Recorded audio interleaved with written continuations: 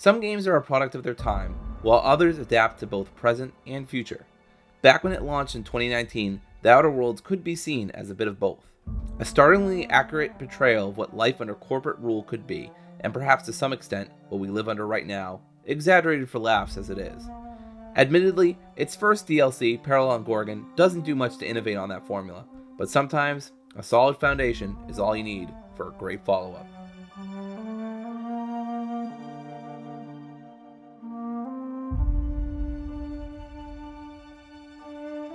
As Captain of the Unreliable, you're once again aiming to bring an end to the board's tyranny, or join up if you prefer.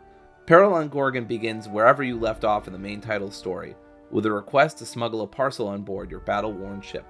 The 7 hours it took me to beat the DLC was a bigger investment of my time than I anticipated, but it never felt poorly paced. Additionally, it could be done in less time if you aren't taking on side quests, talking to every NPC, and getting hopelessly lost in the wilds of Gorgon like I was at times. This is to say, the wilds of Gorgon are where you'll spend much of your time, trying to acclimate yourself to the difficult terrain and the tougher enemies. That said, none of the enemies felt unfairly or poorly designed. This is due in part to the base game's adequate combat system, which remains unchanged, as do most of the DLC elements that appear from the base game, including dialogue, facial animations, graphics, and loading screens, all retain the same form as previous. It's the same Outer Worlds you played back in 2019, just with a different cast of characters and a few new weapons and locations, all of which are as charming or as fanciful as you remember, but none of them stand out particularly well when compared to those of the base game. When it comes to characters, you have your crewmates, your spaceship's AI Ada, and new characters such as Minnie Ambrose, a rich heiress with a sympathetic story about her mother and an abusive childhood that made me take to her fairly quickly. Her role in the story is a pivotal one.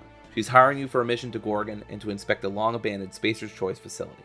Inside the facility are powerful marauders, and outside of it are beasts aplenty, winding trails, and lost adventurers with colorful tales to tell. The map feels much larger than I thought it would have been, which works to its detriment and benefit.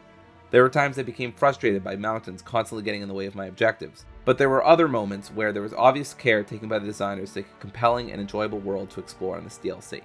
There's fun to be had, but it never feels like anything that couldn't have existed previously. As such, Peril on Gorgon isn't exactly breaking the action RPG mold, at least no more than The Outer Worlds itself did. Even in the most scathingly anti-corporate satire and moral condemnation, The Outer Worlds politics wouldn't go amiss in most mainstream anti-corporation films I've seen. On the other hand, Peril on Gorgon does turn these criticisms up to 11, leading to Obsidian's most heartfelt condemnation of toxic workplaces. Safe to say then, the story is this expansion's main draw. In addition to its entertaining critiques of corporate lifestyle, Peril on Gorgon harbors fairly substantial lore implications for the base game. That's not to say it's the most breathtaking storyline within its respective genre, but as DLCs go, the level of impact it had on me was surprising.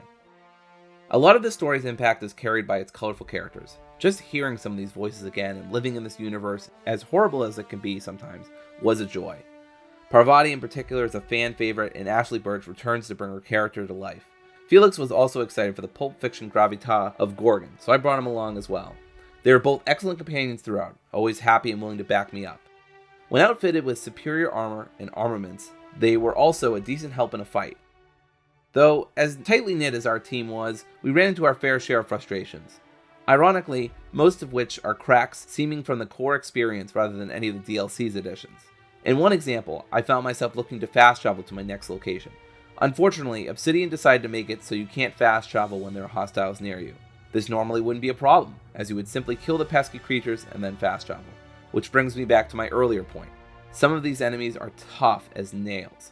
And enjoyable as the combat is, I didn't always feel the compulsion to fend off Gorgon's numerous baddies before traveling to my next objective. To make it even more ridiculous, the monsters often weren't near me at all. In one case, I was atop a pathway with the beasties snipping at my ankles from a good 20 feet below.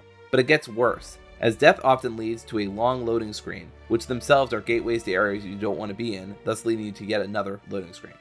It's also worth noting, if you are at any level below 25, the enemies will tear you to shreds before you can say, "It's not the best choice, it's Spacer's Choice." So it's hard to recommend this DLC to anyone who hasn't reached level 25 or higher.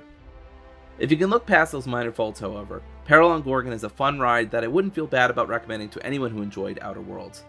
It's not a full-fledged sequel like I know many of us want, but it's surely good enough for now. With a lore-expanding story, business-as-usual combat, and similar characterization as before, The Outer Worlds DLC here, it's not breaking any boundaries it didn't break before, but those it approaches, it does so with outstanding wit.